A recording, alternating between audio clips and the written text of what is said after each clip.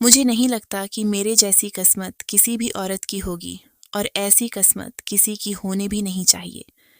میں اپنے خاندان کی سب سے خوبصورت لڑکی تھی، اور مجھے اپنے ایک کزن سے بہت زیادہ محبت تھی جو کہ فوج میں تھا۔ میں اسے بہت پیار کرتی تھی اور وہ بھی مجھے پسند کرتا تھا، لیکن کبھی ہماری آپس میں بات نہ ہوئی تھی، یہاں تک کہ بس ایک دوسرے کو سلام بھی کیا تو صرف دور سے ہی۔ پر ہمارے ماں باپ نے سمجھ لیا تھا کہ بچے ایک دوسرے کو پسند کرتے ہیں۔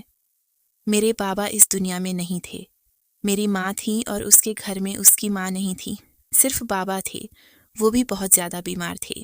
ہمارا خاندان ہمیشہ سے ہی اس ملک کی خدمت کیا کرتا تھا، یہی وجہ تھی کہ ہمارے بہت سے لوگ اس ملک کی خدمت میں شہید ہو چکے تھے۔ میرا اپنا بھائی بھی شہادت کا جام نوش کر چکا تھا۔ مجھے عاطف سے بہت محبت تھی، وہ آرمی میں تھا۔ ہمارے ماں باپ نے ہمارا رشتہ پکا کروا دیا اور ہماری شادی ہو گئی۔ میں بہت زیادہ خوش تھی، اتنی خوش کہ بتا بھی نہیں سکتی۔ جس سے محبت کی تھی وہی مجھے مل گیا، اس سے زیادہ خوشی کی بات اور کیا ہوگی۔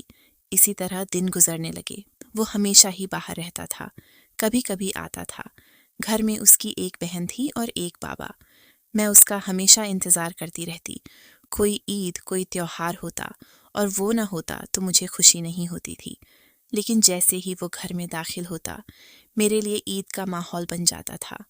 میں تیار ہوتی، سجتی سنورتی، اپنے شوہر کے لیے دل سے اپنے آپ کو سجاتی تھی، سب سے خوبصورت جوڑا پہنتی تھی، پھر ہم لوگ جو وقت ساتھ گزارتے وہ بہت ہی خوبصورت ہوتا تھا۔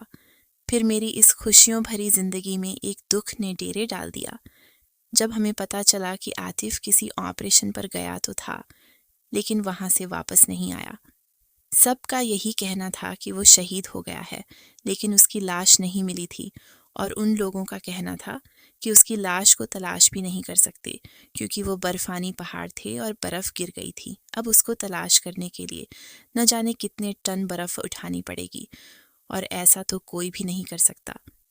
اس طرح کی کہانی علاقے سے پہلے بھی منسوب تھی، اور مجھ جیسی عورتیں پہلے بھی تھیں جن کے شوہر لاپتہ ہو گئے تھے، لیکن پھر ساری زندگی واپس نہ آئی۔ ظاہر ہے کہ ایک انسان کے اوپر برف کا پورا پہاڑ گر جائے گا تو اس کی لاش کو بھی تلاش کرنا کتنا مشکل ہے، اور یہ کام کرے گا بھی کون؟ مجھ پر 2 غموں کے پہاڑ ٹوٹ پڑے تھے۔ میری زندگی سے ساری خوشیاں ختم ہو گئی تھیں۔ میرا شوہر اس دنیا سے چلا گیا تھا۔ میری شادی کو صرف 1 سال ہوا تھا۔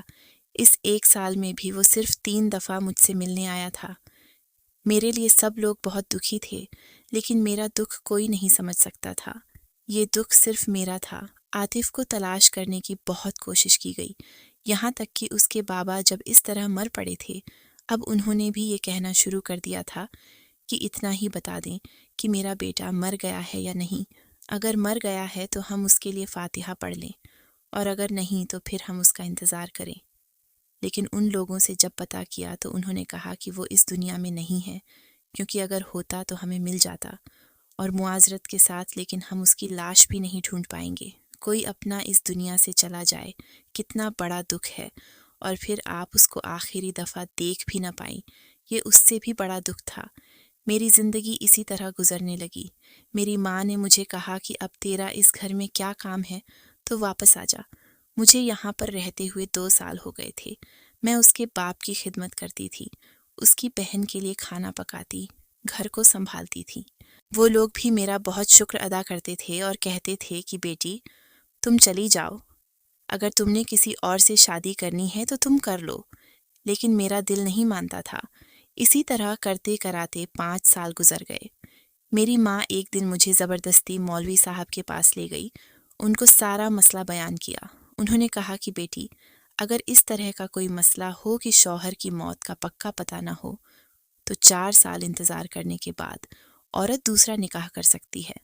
میری ماں نے کہا کہ ہماری تو اکلوتی بیٹی ہے، تیرا باپ اس دنیا میں نہیں ہے۔ میں نے اس سے وعدہ کیا تھا کہ میں تجھے خوش رکھوں گی، تیری شادی اچھے گھر میں کراؤں گی، اسی لیے میں نے تیری شادی عاطف سے کروائی تھی، کیونکہ تو اس سے محبت کرتی تھی۔ میں چاہتی تھی کہ میری بیٹی کو اس کی محبت مل جائے، وہ اپنی محبت سے دور نہ رہے۔ لیکن اب 5 سال سے تجھے ایسی بیواؤں سی زندگی گزارتے ہوئے دیکھ کر میرے دل پر کیا گزر رہی ہے؟ ارے پگلی، 5 سال ہو گئے ہیں، کوئی بھلا 5 سال کے لیے بھی جاتا ہے کیا؟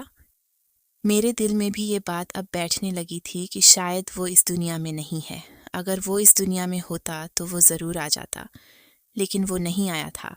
میری ماں نے مجھے اپنی جان کے واسطے دیے، مجھے رو رو کر دکھایا اور کہا کہ میری آخری خواہش سمجھ کر یہ بات مان لے۔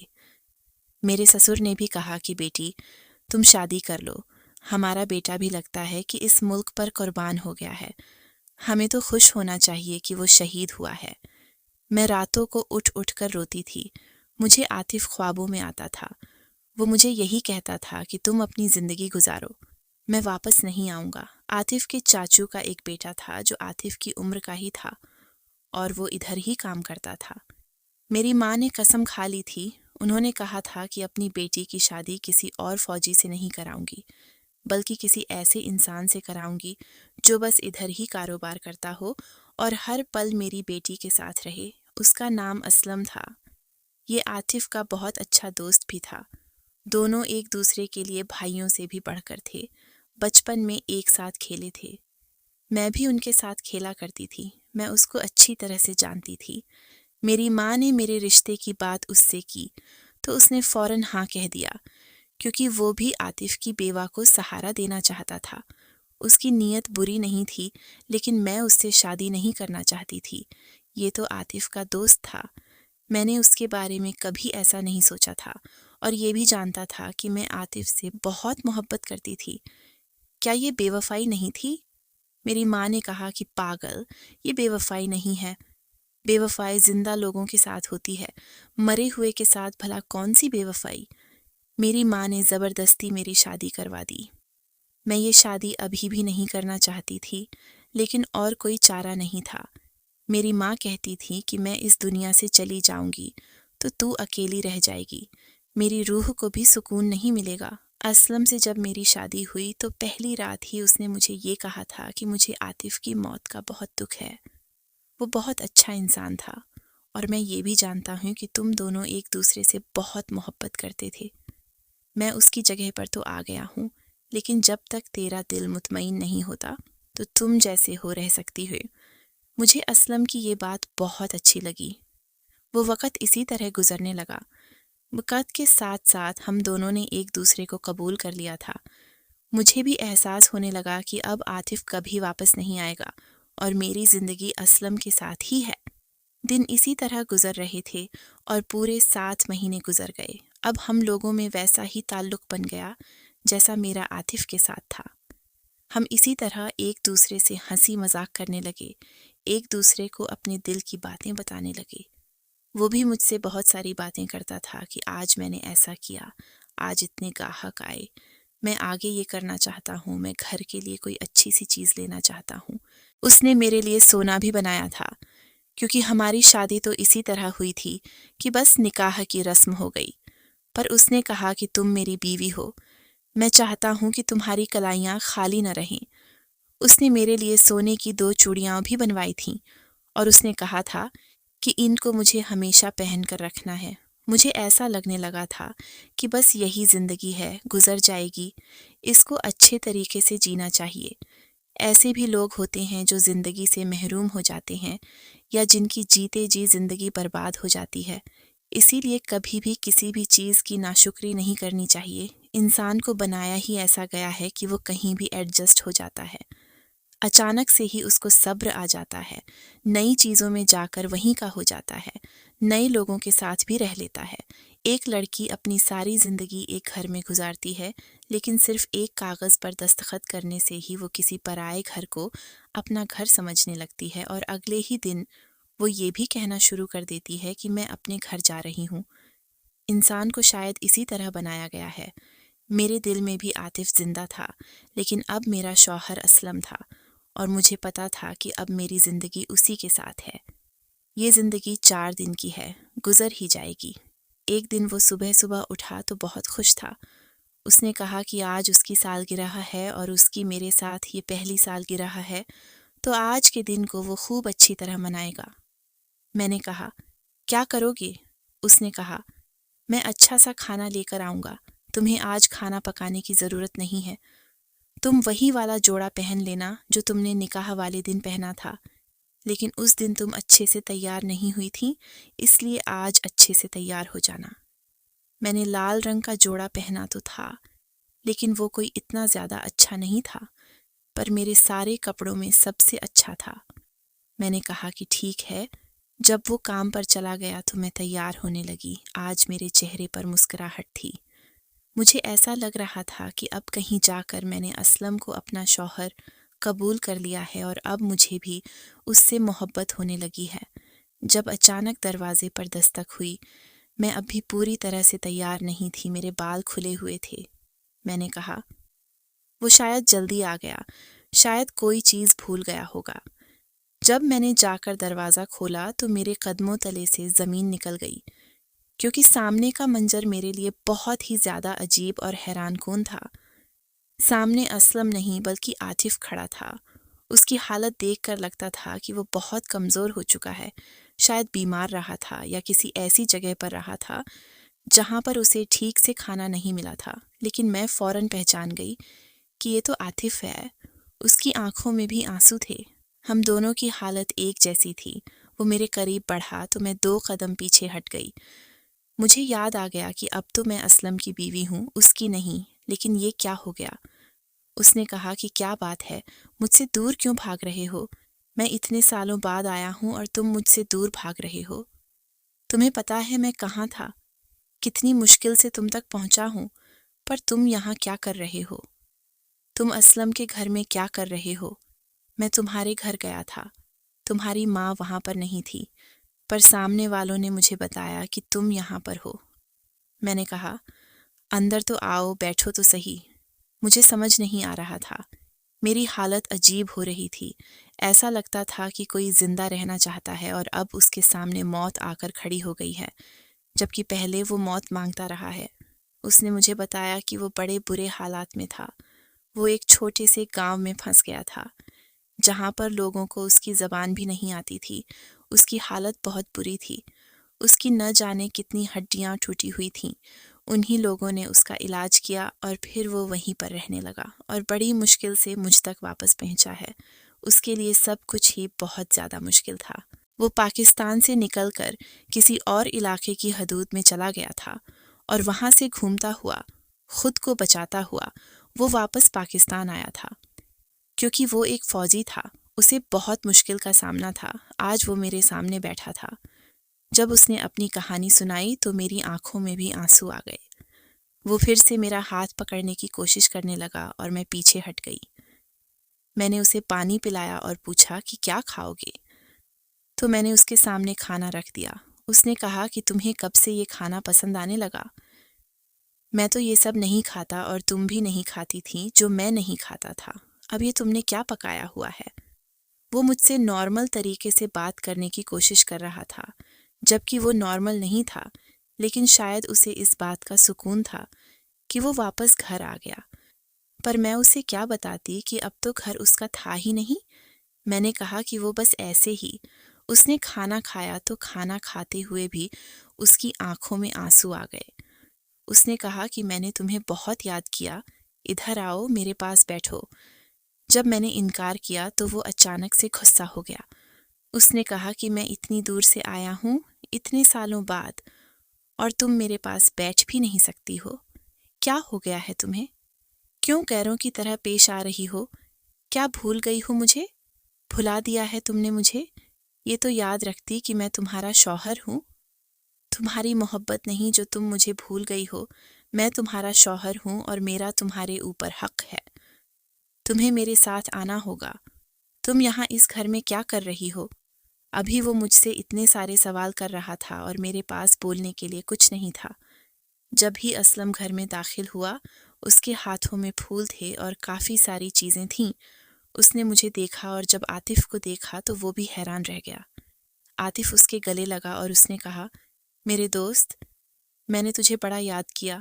میں بڑی مشکل سے یہاں تک پہنچا ہوں. اسلم کا رویہ بھی میری طرح ہو گیا. تھوڑی دیر بعد میری ماں بھی وہاں پر آ گئی، کیونکہ اس کو بھی سامنے والوں نے بتا دیا تھا کہ عاطف پوچھتا ہوا آیا تھا.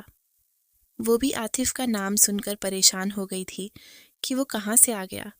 اس کے گھر والوں کو بھی بتا دیا گیا تھا۔ وہ سب بہت خوش تھے، لیکن جب میرا مسئلہ سامنے آیا تو اسلم کے ساتھ ساتھ عاطف کے قدموں تلے سے بھی زمین نکل گئی۔ اس نے کہا کہ یہ میری بیوی ہے، میں اس کو اپنی بیوی چھوڑ کر گیا تھا، میں نے اس کو طلاق نہیں دی ہے، یہ کسی اور سے شادی کیسے کر سکتی ہے؟ عاطف نے میری طرف دیکھا اور کہا کہ یہ تھی تمہاری محبت؟ بس اتنی سی محبت تھی؟ میں غائب کیا ہوا؟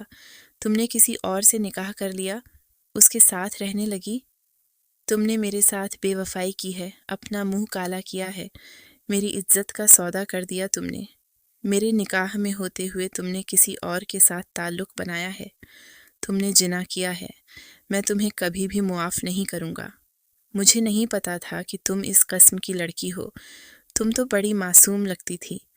مجھے کہا تھا نا کہ میں تمہارا انتظار کروں گی، میری آخری سانس تک انتظار کروں گی۔ تو بس اتنا سا انتظار تھا، ختم ہو گیا۔ سب ہمت جواب دے گئی۔ میں بھی تو اتنا دور تھا، برے حالات میں تھا، لیکن ہمیشہ تمہیں یاد کرتا رہا، یہ سوچ کر ہمت کی کہ تمہارے پاس واپس جاؤں گا، اور سیدھا تمہارے پاس واپس آیا۔ اپنے گھر جانے کے بجائے تمہارے پاس آیا، اپنے باپ کو دیکھنے کے بجائے تمہیں دیکھنے کی خوشی تھی، اور تم نے کیا کیا میرے ساتھ؟ میرا مان توڑ دیا۔ میں یہ سب کچھ سن رہی تھی، میری آنکھوں میں آنسو تھے، مجھے تو خود سمجھ نہیں آ رہا تھا کہ میں کیا کروں۔ عاطف چلا کر سب کو کہہ رہا تھا کہ آپ سب نے یہ کیسے ہونے دیا، یہ میری بیوی تھی، اس کو کسی اور سے کیسے نکاح کرنے دیا، یہ ہمیشہ میری بیوی رہے گی، اس کے ساتھ میں نے نکاح کیا ہے، آپ سب کی موجودگی میں کیا تھا، اس نے کہا کہ گواہ تھے آپ لوگ، یہ سب کیسے کر سکتے ہیں، یہ میری بیوی رہے گی، چاہے میں 10 سال بعد آؤں، چاہے میں 15 سال بعد آؤں۔ تو میرے سسر نے کہا کہ نہیں بیٹا، ایسا نہیں ہوتا۔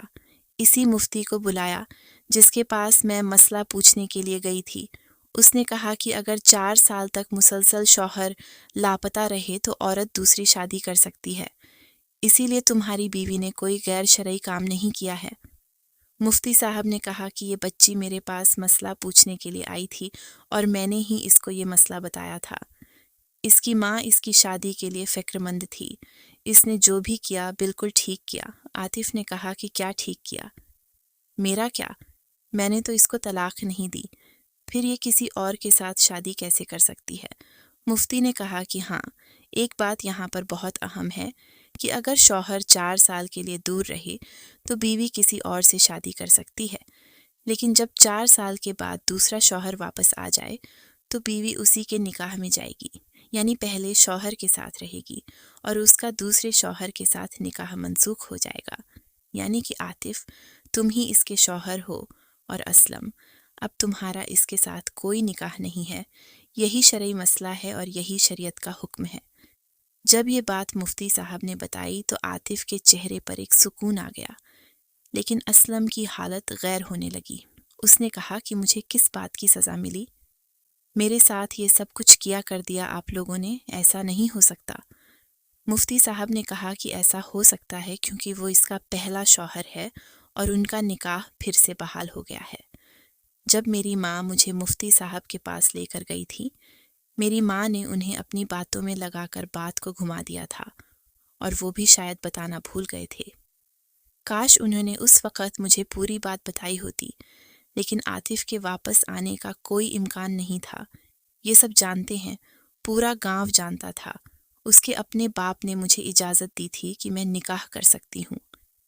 میں نے 5 سال اس کا انتظار کیا تھا۔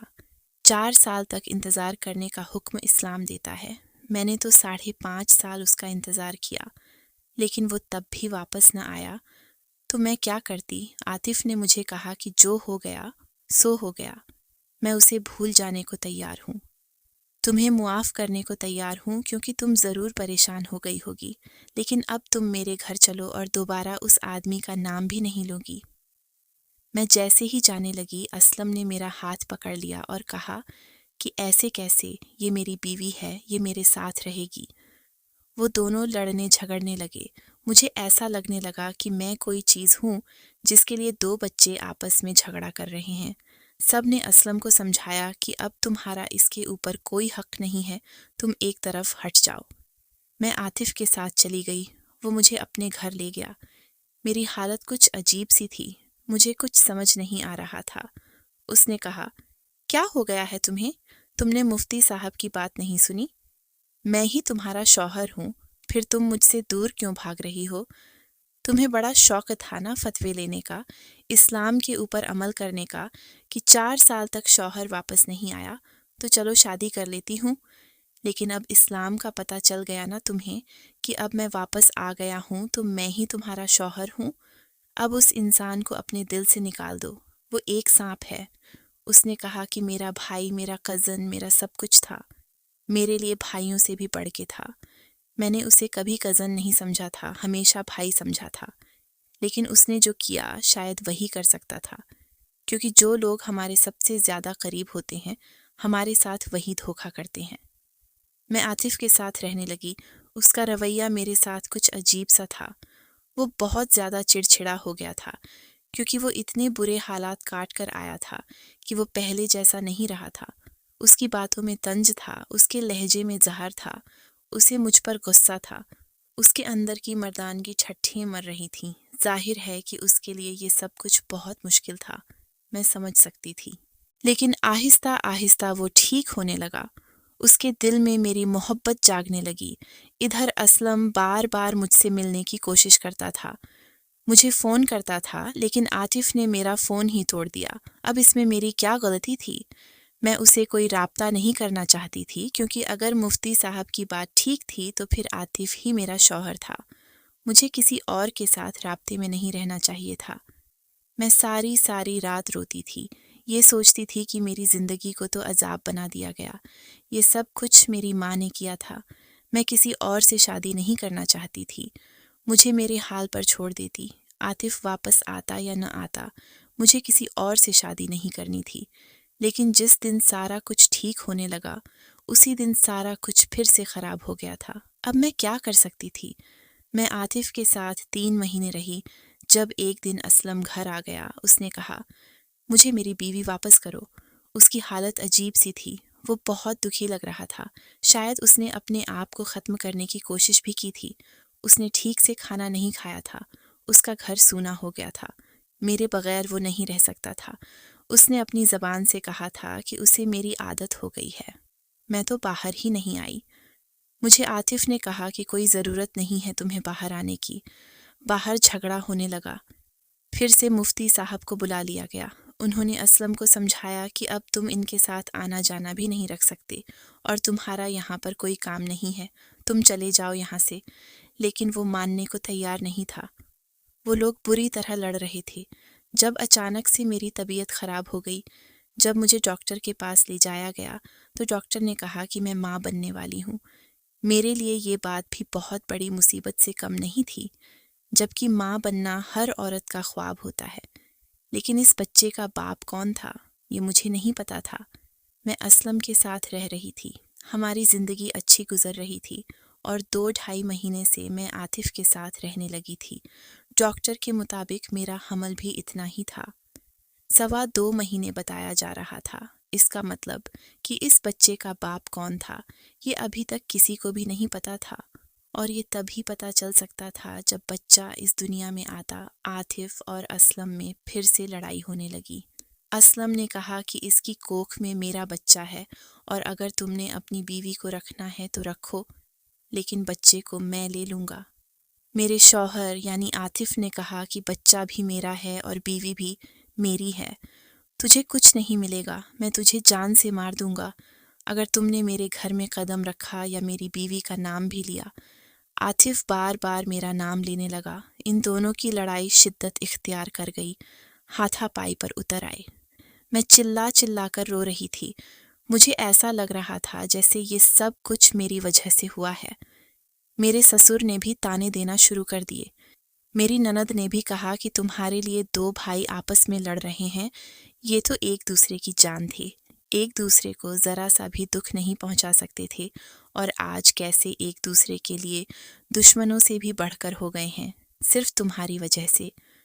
تمہیں ہی شوق چڑھا تھا شادی کرنے کا، پہلے شوہر کی بیوی بن کر بیٹھنا تھا نا، محبت کے تو بڑے دعوے کرتی تھی۔ ڈاکٹر نے کہا تھا کہ جب تک بچہ اس دنیا میں نہیں آتا تب تک ہم نہیں بتا سکتے کہ اس کا باپ کون ہے۔ اسلم نے پہلے کہہ دیا تھا کہ بچہ میرا ہے، اور جیسے ہی بچہ اس دنیا میں آئے گا میں اسے لے کر چلا جاؤں گا۔ اس نے کہا تھا کہ مجھے تمہاری بھی کی کوئی پرواہ نہیں ہے، بچہ تمہارے بغیر رہ لے گا، میں اسے ماں اور باپ دونوں کا پیار دے دوں گا۔ میں پریشان تھی کہ کہیں یہ سچ مچ میرے بچے کو نہ لے جائے، اور ادھر عاطف نے ایک عجیب سی بات کر دی۔ اس نے کہا کہ اگر یہ بچہ اسلم کا ہے تو پھر ہم یہ بچہ اس کو دے دیں گے۔ دونوں صورتوں میں ہی مجھے میرے بچے سے دور کرنے کی سازشیں ہو رہی تھیں۔ میرے دل پر کیا گزر رہی تھی یہ صرف میں جانتی تھی۔ اگر میری کوکھ میں یہ بچہ نہ ہوتا تو میں ابھی تک خودکشی کر لیتی۔ مجھے اسلم نے کسی اور نمبر سے ایک وائس میسج بھیجا۔ اس نے کہا کہ مجھے اب تم پر کوئی بھروسہ نہیں ہے اور تم مجھے اپنی زندگی میں واپس نہیں چاہیے ہو، لیکن اپنا بچہ میں تمہارے پاس نہیں رہنے دوں گا، یہ بات یاد رکھنا۔ اور میں نے عاطف کو بھی کسی سے فون پر بات کرتے ہوئے سنا کہ وہ میری بیوی ہے، میں اس کو نہیں چھوڑ سکتا، اس سے بہت محبت کرتا ہوں، لیکن اگر اس کی کوکھ میں اس انسان کا بچہ ہے تو میں اس بچے کو اپنے گھر میں نہیں رہنے دوں گا۔ مجھے سمجھ نہیں آ رہی تھی کہ میں کیا کروں۔ میرے اندر میرا بچہ تھا اور میں اب ایک ماں بن چکی تھی۔ میں ان دونوں کی بیوی بن کر نہیں بلکہ اس بچے کی ماں بن کر سوچ رہی تھی۔ آخر وہ وقت آ گیا جب اس بچے نے پیدا ہونا تھا، اور اسی ٹائم ٹیسٹ کر کے یہ پتہ بھی لگا سکتے تھے کہ اس کا باپ کون ہے۔ لیکن جب میرا آخری وقت آیا تو میری طبیعت بہت زیادہ خراب ہو گئی۔ ڈاکٹرز نے کہا کہ کچھ گڑبڑ لگ رہی ہے، ہمیں آپریشن کرنا پڑے گا۔ جب آپریشن کر کے میرے بچے کو پیدا کیا گیا تو ڈاکٹر کی چیخیں نکل گئیں، کیونکہ میرے بچے کو پیدائشی طور پر ایک جلد کی بیماری تھی، جس کی وجہ سے وہ بہت زیادہ عجیب لگ رہا تھا۔ ایسا لگتا تھا کہ انسان کا بچہ نہیں ہے۔ اس کی جلد بہت عجیب طرح کی تھی، جیسے کوئی درخت ہوتا ہے۔ اس کو جو کوئی بھی دیکھتا تھا اس کی آنکھوں میں آنسو آتے تھے، وہ کانوں کو ہاتھ لگانے لگتا۔ میرا کیا قصور تھا؟ کیا یہ میری سزا تھی؟ لیکن میں نے تو ایسا ویسا کچھ نہیں کیا تھا۔ دراصل یہ ان دونوں کی سزا تھی جو اس بچے کے اوپر اپنی انا کا کھیل کھیل رہے تھے۔ کوئی اس کو مجھ سے چھین لینا چاہتا تھا تو کوئی اس کو رکھنا نہیں چاہتا تھا۔ رپورٹ کے مطابق یہ بچہ اسلم کا تھا، لیکن اس نے اس بچے کو لینے سے انکار کر دیا، اور عاطف نے کہا کہ وہ بھی اس کو نہیں پالے گا۔ اسلم تو ہمیشہ کے لیے ہی منظر سے غائب ہو گیا، کیونکہ اسے صرف اپنے بچے تک ہی مجھ سے مطلب تھا۔ لیکن جب میں نے عاطف کو کہا کہ میں اس بچے کو پالنا چاہتی ہوں تو اس نے کہا کہ پھر تو میں تمہیں اپنے ساتھ نہیں رکھ سکتا۔ تو میں نے کہا کہ ٹھیک ہے، تم مجھے چھوڑ دو۔ اس نے کہا تاکہ تم اسلم کے پاس چلی جاؤ۔ میں نے کہا کہ تم کبھی بھی ایسے انسان نہیں تھے، تمہیں یاد ہے ہم نے ایک دوسرے سے محبت کی تھی۔ اس نے کہا کہ اگر تمہیں وہ محبت یاد ہوتی تو تم اس کے ساتھ کبھی شادی نہیں کرتی، تم میرے دل سے اتر گئی ہو۔ میں نے کہا تم بھی میرے دل سے اتر گئے ہو، اور اگر تمہیں میرے ساتھ نہیں رہنا تو بے شک مجھے چھوڑ سکتے ہو۔ عاطف نے مجھے طلاق دے دی۔ میں واپس اپنی ماں کے گھر آ گئی۔ اب میں اس بچے کو پالتی ہوں۔ دنیا والے اس کے بارے میں جو بھی بولتے رہیں، لیکن میرے لیے تو یہ میری اولاد ہے، میرے لیے میری جان سے پیارا ہے میرا بیٹا۔ میں ہمیشہ اس کا خیال رکھوں گی۔ ڈاکٹر کہتے ہیں کہ ایسے بچوں کی عمر زیادہ نہیں ہوتی، لیکن میرا بیٹا میرے پاس رہے گا۔ میں اس کا اتنا خیال رکھوں گی کہ اس کو کبھی کچھ نہیں ہوگا۔ بس اب یہی میری زندگی کا مقصد ہے۔ کبھی کبھی سوچتی ہوں کہ اس سب میں میری غلطی کیا تھی، میرا کیا قصور تھا۔